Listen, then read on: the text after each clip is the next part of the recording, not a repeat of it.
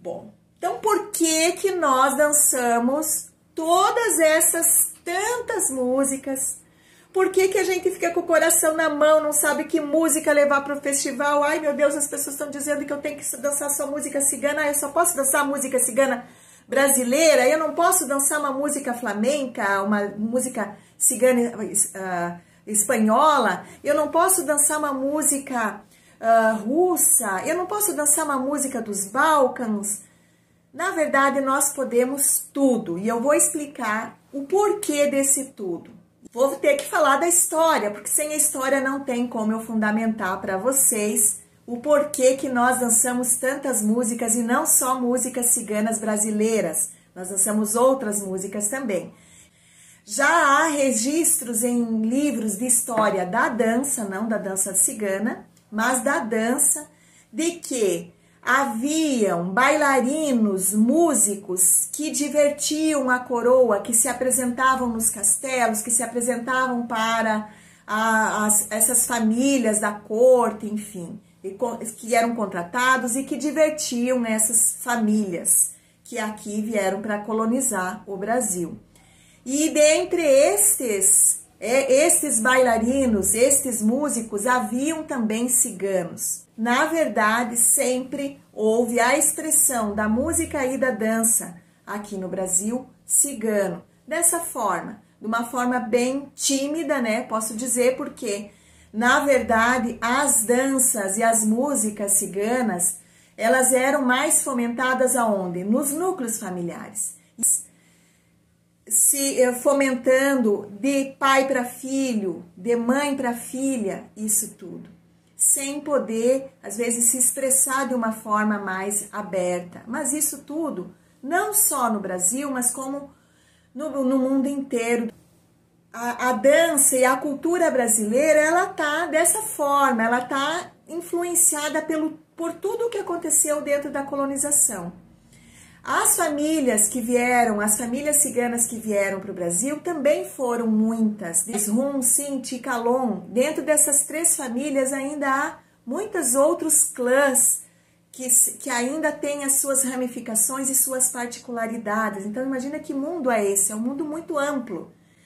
E essas famílias, elas foram fomentando a arte da dança nos seus núcleos familiares, da forma como lembrava, da forma como conduzia. Quem são essas famílias? São as que são mais ligadas à arte da música, a arte da dança, a arte circense. É dessa forma, são as pessoas que são ligadas à arte que fomentam e popularizam a arte. Então, e ali, por 1980, por aí, houve um boom da música cigana no mundo, não só no Brasil. Nesse tempo, na década de 80, por aí, ainda já haviam as famílias que dançavam nos seus núcleos familiares, que dançavam nas suas, né, no seu fomento familiar, ouviam músicas, quais músicas? As clássicas ciganas, as outras músicas ciganas, que são as espanholas, que são da onde fosse a sua origem.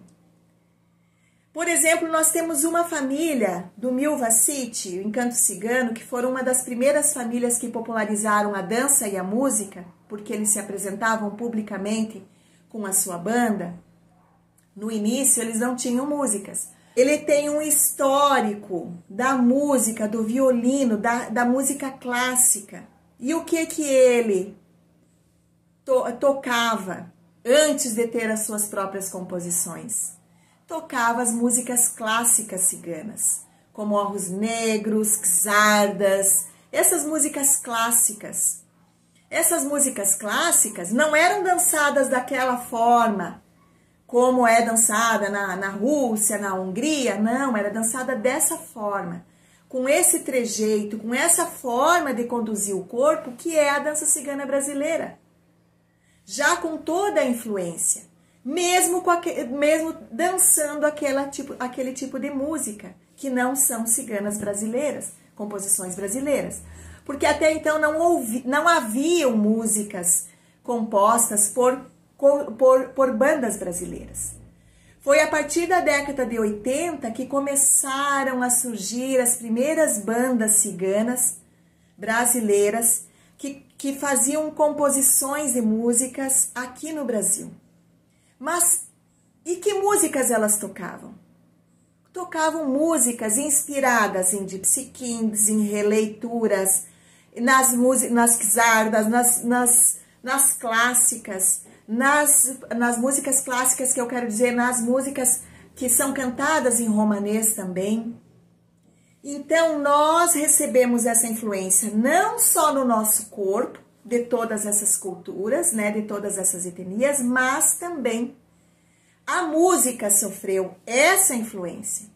E hoje nós temos aí diversos compositores brasileiros, e esses diversos compositores brasileiros trazem na sua essência a essência do seu coração, que não é só uma influência, são várias influências.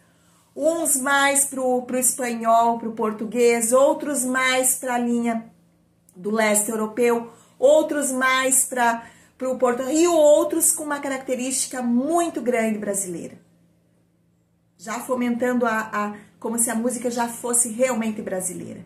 Então veja como nós sofremos essa influência.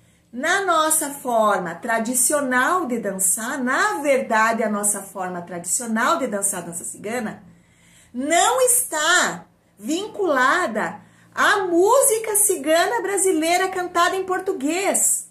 A nossa dança cigana estilo brasileiro está fundamentada tradicionalmente nas músicas ciganas dos diversas etnias ciganas do mundo. Então, por esse motivo que nós temos essa forma de conduzir o corpo. Quando a música pede para pular, a gente pula. Quando a música pede para a gente dançar uma rumba, a gente dança uma rumba. Quando a música pede para a gente dançar valseado, a gente dança valseado. Mas tudo isso com a forma brasileira de conduzir o nosso corpo. Então, na verdade, a nossa essência, o boom, a popularização que mais tomou conta do Brasil, que foi ali na década de 80 e 90, foi através das músicas das várias etnias. Das outras etnias, na Rússia, por exemplo, a dança cigana russa, ela é dançada com músicas ciganas russas. A turca é dançado com músicas só turcas. As gauazes dançam só com músicas egípcias, só com músicas árabes. E no Brasil não, porque no Brasil a história, a forma como foi conduzida a história da dança e a história da música, não. Nós dançamos essas várias culturas, essas várias etnias estão no nosso corpo e estão na nossa música e estão nas pessoas que cantam aqui no Brasil. Então, mesmo antes de haver compositores brasileiros, nós já dançávamos músicas que não eram de composição brasileira. Nós dançávamos qualquer música que a gente gostasse.